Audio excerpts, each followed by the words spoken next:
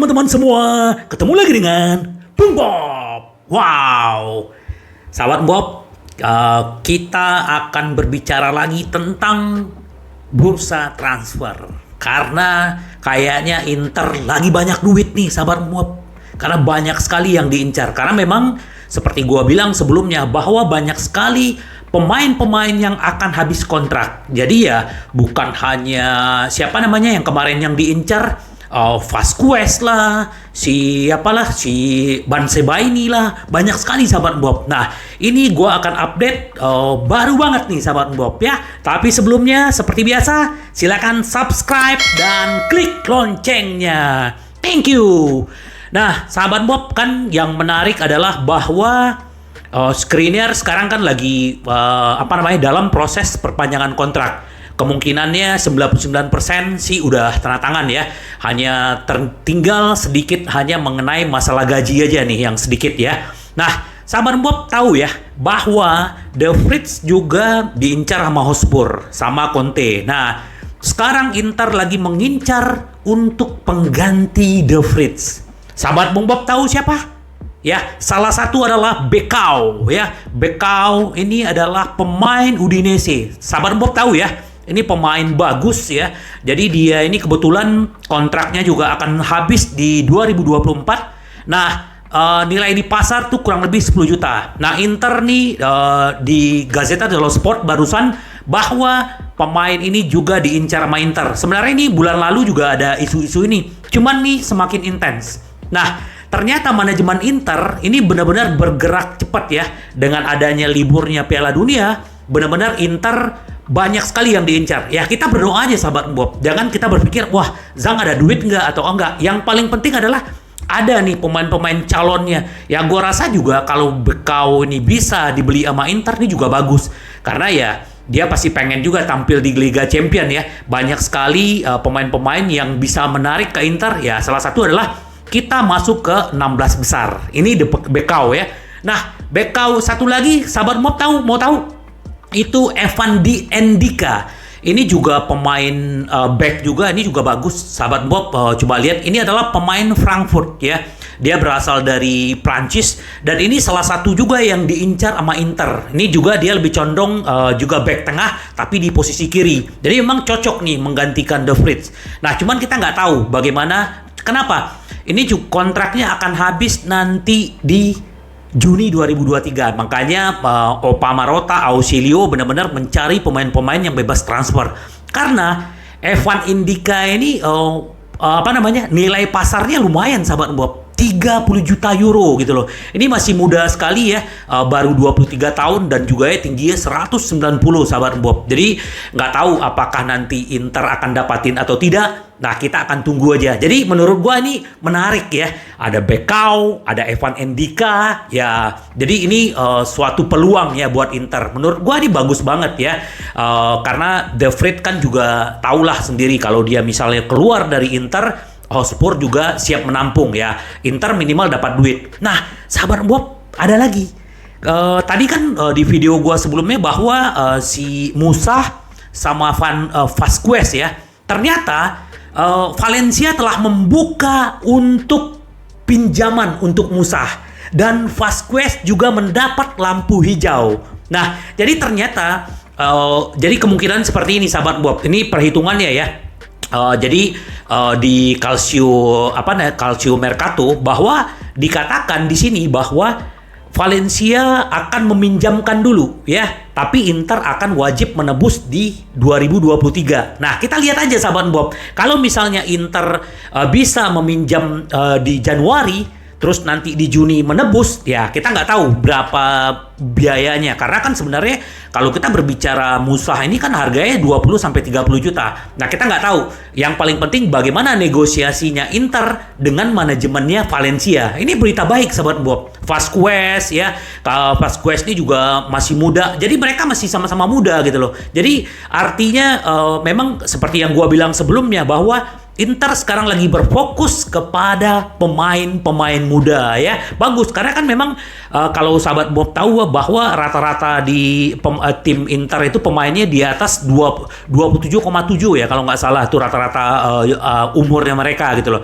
Kalau bicara back kan udah pada tua, tinggal hanya Bastoni, Di Marco, Skriniar yang masih muda gitu loh. Kalau yang lain kan udah pada berumur semua ya. Nah, jadi artinya Inter benar-benar pengen peremajaan untuk back juga, sahabat Bob. Semoga aja kalau misalnya Musa datang, wah, salah satu yang gua bilang tadi bahwa daya tariknya pasti mereka pasti pengen bermain di Liga Champion. Valencia kan musim ini tidak bermain ya, tidak di 4 besar. Jadi dia tidak bermain di Liga Champion. Ini juga menarik. Cuman memang nggak gampang ya, sahabat Bob. Kenapa? Karena banyak saingannya. Nah, kita tunggu aja. Kita percayakan ke Opa Marotta, kita percayakan sama Ausilio ya, kita percayakan ke manajemen Inter. Bagaimana mereka bergerak untuk mendapatkan pemain-pemain incaran ini. Nah, terus yang menarik adalah bahwa ya seperti gua bilang, si Gagliardini kan memang ya akhirnya kan banyak sekali kalau kita dari fans bahwa dia tidak perform. Memang ya kita lihat dia kurang perform, tapi ada juga dia waktu dibutuhkan dia bisa juga membantu gitu loh. Tapi ternyata si Monza sama Cremonese ini benar-benar intens mengejar Gagliardini karena mau dijadikan pusat permainannya dari tim mereka gitu loh. Jadi ya kita tunggu aja. Karena kenapa? Karena kan sekarang kalau misal Brozo nggak main atau misalnya si Hakan nggak main, itu Aslani. Jadi kalau dulu kan si Gagliardini kan, tapi Gagliardini sekarang udah di bawahnya Aslani, jadi udah nggak ada kesempatan gitu loh. Dan istilahnya minat yang kuat dari Monza dan Cremonese ini adalah dia akan menjadi pusat proyek mereka gitu loh. Jadi ya kita tunggu aja, semoga aja kalau memang nanti di Januari dia lepas. Nah, kemungkinan kan Inter bisa datangin nih pemain-pemain muda kayak Musa tadi ya, atau Alcaraz gitu loh sebagai penggantinya gitu loh. Nah, sedikit gue juga berbicara tentang Gosen. Nah, Gosen kan juga sebenarnya diproyeksi waktu itu adalah untuk pengganti Perisic. Tetapi bukan karena dia nggak bagus gitu loh, karena peak performance-nya Di Marco luar biasa. Jadi ya bagaimanapun ya sekarang si Di Marco ini benar-benar lagi dikejar sama Leverkusen dan Frankfurt. Nah, nggak tahu juga apakah nanti ke Frankfurt atau ke Leverkusen, atau nggak tahu, banyak Wolfsburg juga ya. Jadi intinya Gosen ini peminatnya banyak. Nah, kalau misalnya ke Frankfurt, ya bisa aja nanti mungkin barter dengan si Endika tadi ya. Ya kita nggak tahu lah. Ini kan cuman pikiran gua aja ya. Tapi kita serahkan ke manajemen seperti apa. Ya kalau memang Gosen, semua seperti di gua baca tadi bahwa semua tergantung sama Gosen. Kalau Gosen minta pergi, Inter akan memberi jalan untuk kepergian dia. Tapi kalau Gosen masih pengen memperjuangkan istilahnya posisi dia di Inter, ya Inter juga terbuka gitu loh. Tapi bagaimanapun pemain-pemain incaran Inter ini kemungkinan besar ya gue pribadi ya nggak tahu, optimis banget gitu loh. Karena kan memang ya pastilah, karena kan gue bilang bahwa Inter punya uang. Suntikan dari Suning, terus jadi uang dari Liga Champion, tapi memang Inter juga harus menjual pemain ya. Salah satu ya Gagliardini, terus kalau misalnya si Gosen dijual akan jauh lebih baik juga karena uang kan. Nah, kan salah satu juga yang mau dijual sama Inter kan juga Korea ya. Korea juga ada, dari Liga Inggris juga ada yang berminat, cuman ya dengan cederanya dia ini kita nggak tahu lah seperti apa. Ya mudah-mudahan aja dia cepat sembuh. Dari Januari kalau memang Inter pengen menjual ya, pemain-pemain ini ready gitu loh. Karena kan si Korea kan juga pengen dapat jam terbang kan, jam bermain. Nah itu yang dia kurang dapat di Inter. Ya semoga aja lah sahabat Bob, ini menurut gua ini menarik ya, karena Inter benar-benar gencar ya. Kayaknya ini sekarang jadi klub sultan kayaknya ya, karena semua diincar gitu loh. Wow, kalau ini terjadi sahabat Bob ya, semoga aja sahabat Bob. Jadi di Januari kita bisa mendapatkan pemain-pemain yang kita inginkan, dan mereka juga bisa berkontribusi untuk menjalani setengah musim ke depan, Januari sampai Juni ya, bahwa kita akan berjibaku dengan Serie A, Coppa Italia, Liga Champion. Dan ini adalah berita baik sahabat Bob ya. Kalau gue jujur aja, kalau Bekau gue suka ya. Ini back tengahnya Udinese ini bagus ya.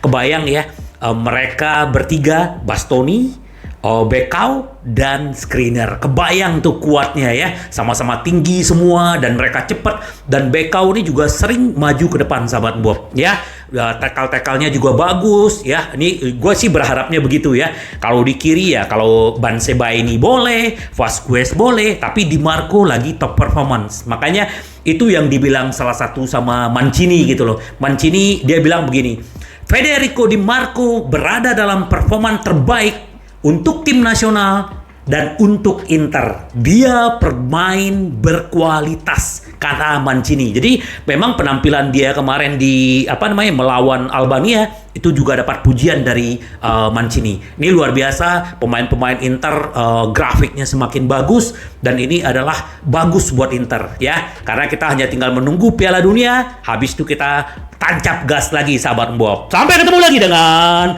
Bung Bob. Bye bye. Ci vediamo. Yes.